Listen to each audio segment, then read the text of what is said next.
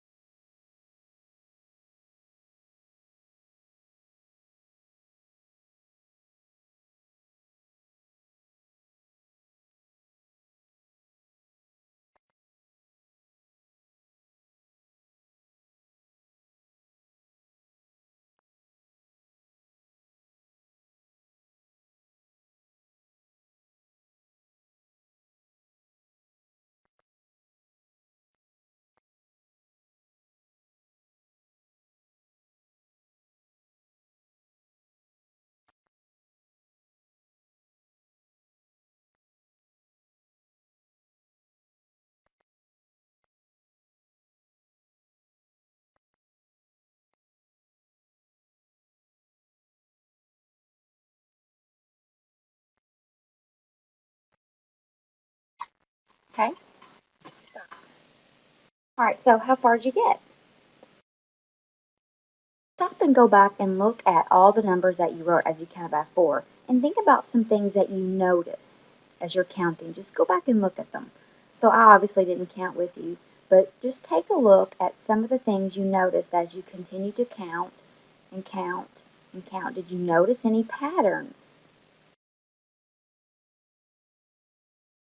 Think about these patterns because the numbers are going to start to get larger, and I'm going to have you do the exact same thing again, but this time I want you to start wherever you left off, and I want you to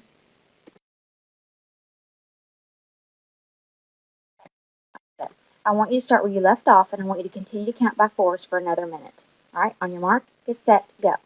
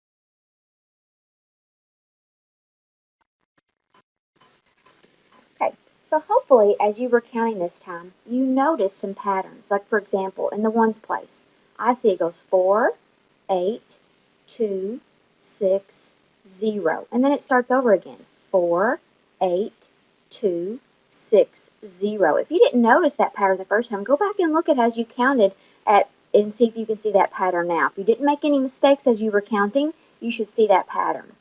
All right, so when you skip count by a whole number, what you are saying are called multiples, and that's our new vocabulary word for today, multiples. So when you were counting by 4, you were counting by all the multiples of 4. These are multiples of 4. So every single number here, if you multiplied something by 4, you would get this number. So like this is 4 times 1, 4 times 2, 4 times 3, 4 times 4, 4 times 5, 4 times 6. That's why they are called multiples, because it's like multiplying times 4. And this pattern that we noticed before, where in the ones place it went 0, 4, 6, 0, 8, and it will continue forever and ever and ever. So think about, how is a multiple different from a factor? Well, these numbers are the factors. 4 times 1 are factors, because when you multiply them together, you get 4. 4 and 2 are factors of 8. 4 and 3 are factors of 12. 4 and 4 is a factor of 16. So when you multiply a number together, oops, got a little ahead of myself. These are the factors. 4 and 3 are the factors, and 12 is a multiple of 4, and it's also a multiple of 3. If you count it by 3s, you would say 12. If you count it by 4s, you would say 12. So 4 and 3 are factors of 12, and 12 is a multiple of 4 and 3. All right, so is 24 a multiple of 4? If you were counting by 4s, would you say 24? 4, 8, 12, 16, 20, 24. Yes, it is a multiple of 4. Also, because I know 4 times 6 equals 24, so 24 is a multiple of 4. Is 24 a multiple of 5? If you were counting by 5s, would you say 24? Well, the answer is no, because you know when you count by 5s, every number ends in a 5 or in a 0, and 24 doesn't end in a 5 or a 0. Is 8 a multiple of 24? When you count by 8s, do you say 24? 8, 16, 24. Yes. So 24 is a multiple of 8. I also know that because 8 times 3 equals 24. Okay? All right. Now, let's take a look at if we wanted to know if 96 is a multiple of 3. Now, obviously, we could count by 3s, but that's going to take a really long time, isn't it? 3, 3, 3. But what I really want to know is there anything times 3 that equals 96? Because if there is something times 3 that equals 96, that means that 96 is a multiple of 3. So whenever I'm trying to figure out what times 3 equals 96, I can use division to discover if there is indeed something times 3 to equal 96. Remember, we used this when we were testing to see if 3 was a factor of 96. So that's how these are alike. So trying to figure out if 96 is a multiple of 3 is the same as trying to figure out if 3 is a factor of 96. So if we wanted to know that, we could divide. So we're going to take 96, and I want you to do this in your math journal. We're going to take 96 and we're going to divide it by 3. And we're going to see if there is a remainder. So I know that there are 3 3s in 9.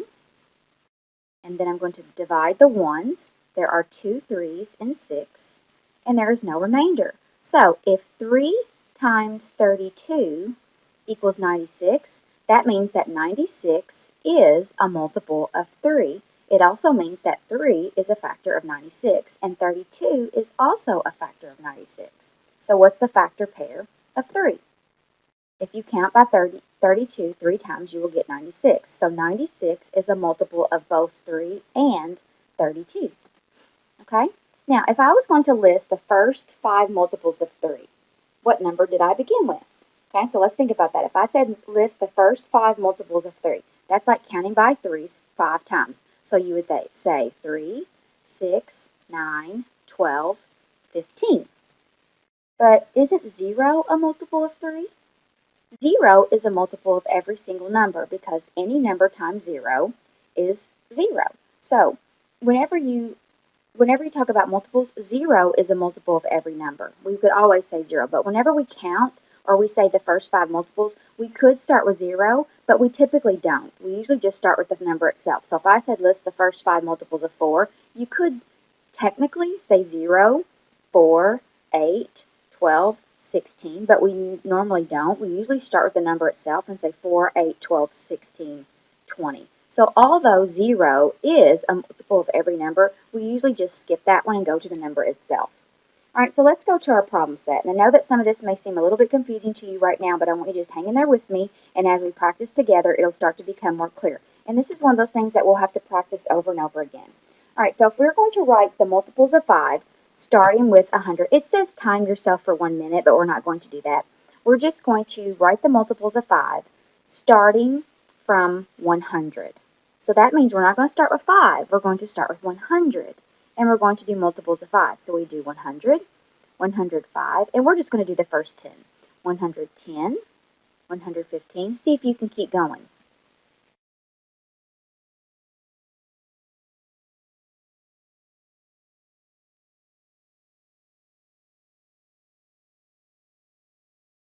Okay, so we're going to stop there. 1, 2, 3, 4, 5, 6, 7, 8, 9, 10. All right, we're going to do the same thing with the multiples of 4, but it says starting with 20. So see if you can do the first 10 multiples of 4 starting with 20.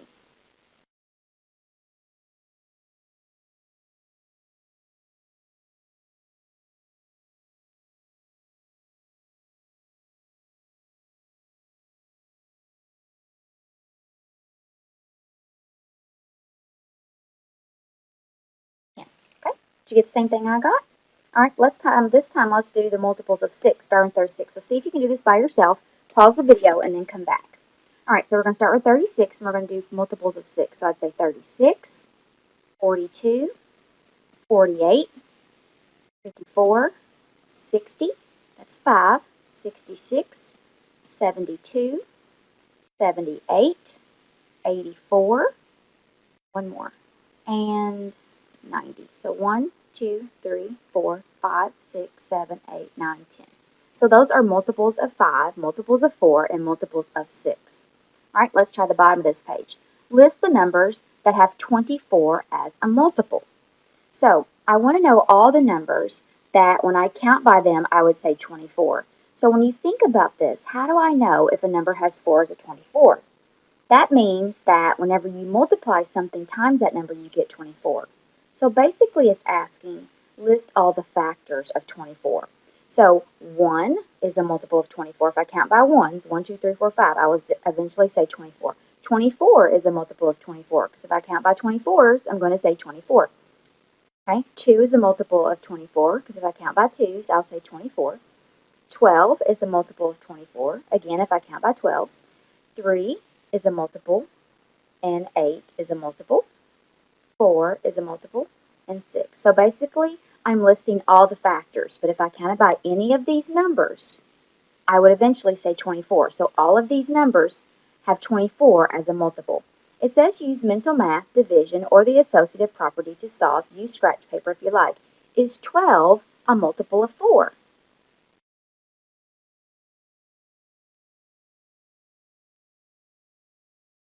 What do you think? The answer is yes. If I count by 4s, I will say 12. Is 4 a factor of 12? Yes, because 4 times 3 equals 12. Is 42 a multiple of 8? No, nothing times 8 equals 42. Is 8 a factor of 42? No. There's nothing times 8 that equals 42. All right, see if you can do C by yourself. Okay, I wonder what you said. When I got ready to do this, I had to think to myself, I don't know if there's anything times 6 that equals 84 because I don't know my 6 is that high. I have to come over here and use division. So I have 84 divided by 6, and I have 1 minus 6 gives me 24, which is 4. So 14 times 6 is 84. So that means if I count it by 6s 14 times, I would indeed say 84. So 84 is a multiple of 6 because 6 is a factor of 84. 6 and 14 are both factors of 84. Can a prime number be a multiple of any other number except itself? Explain your reasoning. So I'm thinking for a minute for a prime number. So I have 7. Okay? And I'm thinking, can 7 be a multiple of any other number? Well, there's never going to be a time that I'm going to say 7 unless I am counting by 7s. But when I count by 1s, I get to 7. So 7 is a multiple of 1. All numbers are multiples of 1. So can a prime number be a multiple of any other number except itself? And the answer to that would be yes. It is a multiple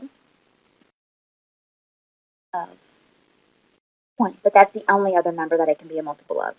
All right, so for the back part here, you are going to need some crayons or some colored pencils. Do not use markers, but I am going to tell you that we're going to do a little bit of coloring, and these are the colors that you're going to need. You're going to need red, you're going to need green, and you're going to need blue. All right, so if you don't have crayons or you don't have colored pencils, you can come and see me because I have some extra colored pencils. All right, and we're going to start to do this a little bit at a time. It says color in red the multiples of 2. When a number is a multiple of 2, what are the possible values for the ones digit? All right, so you're going to use your red crayon or your red colored pencil, and you're going to go through and you're going to color in all of the multiples of 2. So whenever you are coloring, think about this. So this is just like counting by twos, okay? 2, 4, and I want you to keep going. I want you to pause the video, and I'm going to pause my video too so that you don't have to watch me color. And I want you to color in every multiple of 2 red, and then come back and let's compare. Okay, so this is what mine looks like after I colored in all the multiples of 2. I wonder if you did like I did. I started going through and I was doing 2, 4, 6, 8, 10, but it didn't take me too long to realize I could just color right straight down these rows. So it says, what are the possible values for the ones digit? So when I look in the ones place, all of these have a ones digit of 2, 4, 6, 8, and 0. So what are the possible values? Well, the possible values would be 0, 2, 4, 6, or 8. Now it says shading green the multiples of 3. Choose one. What do you notice about the sum of the digits? Choose another. What do you notice about the sum of the digits? So first let's just shade in green the multiples of 3. So you're going to get your green crayon or you're going to get your green colored pencil and you're going to shade all the multiples of 3 green. Okay, again, I'm going to pause the video. And I don't want you to sit here and watch me color, but it's just like counting by 3. So you're going to say 3. And notice I'm going to color right over this red. So it's going to be red and green. 3, 6, 9. So you are going to have some boxes that you're going to color the green over top of the red. Okay, so I'm going to pause the video. You keep coloring. Come back and we'll check. Okay, check and see if you colored in the same green dots as I did. I started to notice a pattern pretty quickly, so if you did it correctly, you should have this exact same pattern. If you made a mistake, just try to erase it the best you can and go back and fix it. But you should have had this nice pattern of these diagonal lines when you were coloring all the multiples of 3. Now let's go through and see what it says to do. It says choose one number, and it says to what do you notice about the sum of the digits? So sum means to add. So I'm going to choose one multiple of 3. I'm just going to choose 75, okay? So I've got 75. Oops, I'm still on crayon. All right, so I choose 75, and the sum of the digits would be 7 plus 5 would be 12, okay? Let's choose 87. 8 plus 7 equals 15. Okay. All right, I don't know what they're trying to get me at. I see I have 12 and I have 15. And these numbers are not the same, but both of these are multiples of 3. I do see that I have both of those shaded in green. So let me just try another one and see if that is the pattern we're trying to see. So if I have 81, the sum of the digits would be 8 plus 1, which is 9. And 9 is also a multiple of 3. So what do you notice about the sum of the digits? So I'm going to erase here so I have room because mine's really tiny. All right, so the sum, what I noticed was whenever I add together the sum of the digits, the sum of the digits are a multiple of 3.